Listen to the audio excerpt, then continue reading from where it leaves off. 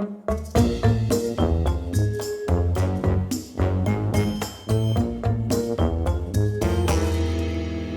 everybody, Garcia here. Today I'm going to be doing a brief comparison between the original printing of Asking for Trobils that you see here, it's always going to be on your left hand side, to the newest printing of it. Now, as you can see down here, the game does have a seal of excellence from us at the Dice Tower, so you know it's a good game. I'm not going to review it. You can go check out that review if you want to hear how the game plays. I'm just going to be showing you the boxes here. As you can see, the differences between them. I'm going to be taking a look at the board, the components, and some of the cards that did change from the original printing to the new printing. And that way you can sort of be a little bit informed as to what changed, what they decided to reword, things like that. So here we go. We've got the boards, the boxes rather, as you can see here. But let's dive in and check out the boards. The original printing of the game often gets blamed for having just way too much orange on everything, and while that's certainly true, the new printing also retains quite a bit of orange. This, by the way, is the original printing of the game, but in the new one they have felt the freedom to not be so singular-minded when it comes to their color palette. So here's the original board, and below that we have the new printing of the board, which is right here. As you can see, a little bit more diverse in its color palette, that nice blue that makes its way out to the center and lights up a little bit as compared to the original. And then just a little more detail when it comes to the illustrations. As you can see, for example, this space station here as compared to it on this board, there's quite a bit more detail. For one thing, it's much larger, but it just feels a little more finished, rather than this one is sort of almost a line drawing. Now, one thing that did have in the original printing is it was a double-sided board, and the other side looks like that, though I doubt anyone was really playing on this side very much. As you can see, it's more of a, it's very artistic, and I do enjoy the way it looks. I'm just not sure I want to play on it, and the new printing is single-sided. There is nothing on the other side. I don't have a problem with that because, again, I don't think a lot of people were using this board anyway, but just wanted to make you aware of it. So overall, I do enjoy the way the new board looks, much better than the original one. I did not necessarily have a problem with this myself, though I know some people did, but the new one just looks more finished and a little bit more pleasing to the eye. The player pieces, the ships that the players have remained largely the same from one printing to the other one. They're slightly more muted in the new printing here, but they are the same shapes, same models, as you can see. So that's all the same, and I think these were great. These were definitely a highlight for me in the original printing, and they remain so in the new printing, as you can see. The other components, however, are certainly now just cardboard as opposed to everything, basically everything being wooden before. But that does come with the fact that the game now has a lower MSRP. And I do find the new components are very easy to tell apart. Before, the carrots were wooden pieces shaped like carrots, orange.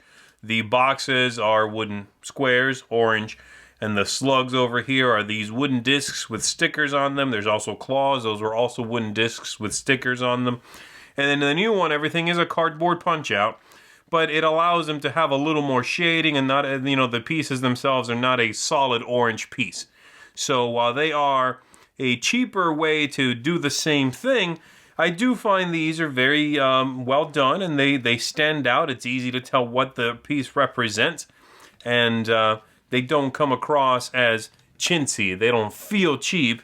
It's just a resource you are going to put in front of yourself, and then when you cash them in, you just throw them back in the reserve. So these work fine for me. They're not as high quality, perhaps, but they are more distinct than the originals. And so I like it from that point of view. From a point of view of teaching the game to new players, I do find these new resources work quite well, and they're very charming. The illustrations are nice and cartoony on everything, so that works well. I won't necessarily say that the new one is strictly better than the original, but you are getting a lower price, and you are getting, in my opinion, a package that is easier to teach out of the gate. Here we have the pieces that represent the player's ships and their upgrade boards, and so you'd attach these on here to represent your upgrades at those specific locations. Once again, the new one I find to be a little bit softer. The printing has been given some depth, and there's just a little more color in it, So like the carrot over here, for example, being orange and a different shade of orange, now it has a little purple in there. It's just a little softer.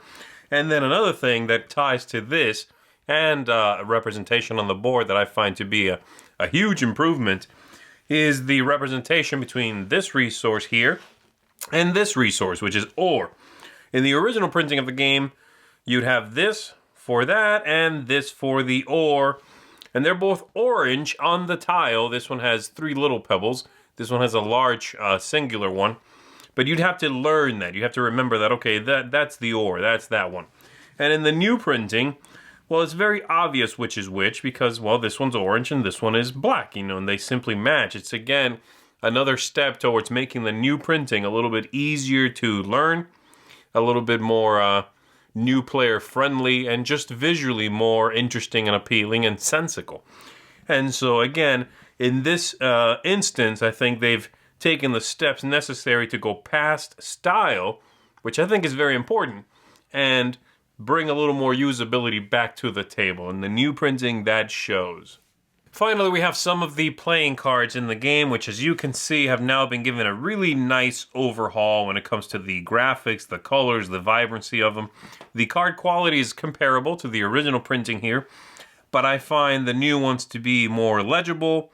They're just a little bit prettier, a little bit more clear as to what's going on in the card, and some of them, though I'm not showing you here necessarily, have been reworded and reworked to make a little more sense.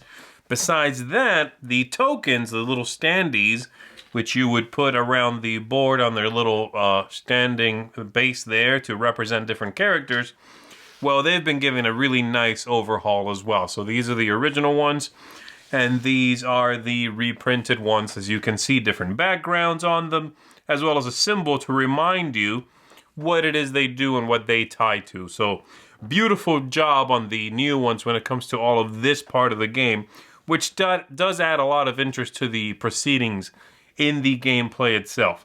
Cards are great. They've been reworked a little bit, and then the look of everything just breaks that monotony that a lot of people found with the orange on basically every component before the new printing. So hopefully that gives you enough of an idea to perhaps you had not seen both of these together before, just to give you an idea if it's maybe a game you want to check out, maybe before you were turned off by all the orange, or it just wasn't on your radar. Well, now, I would definitely say if you avoided it before for that reason, the new printing is very attractive, very well done. It's been cleaned up mechanically as well, a little bit with the wording of the cards.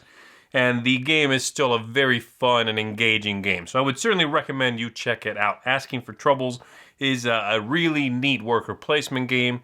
Again, if you don't know too much about it, go check out our review for it.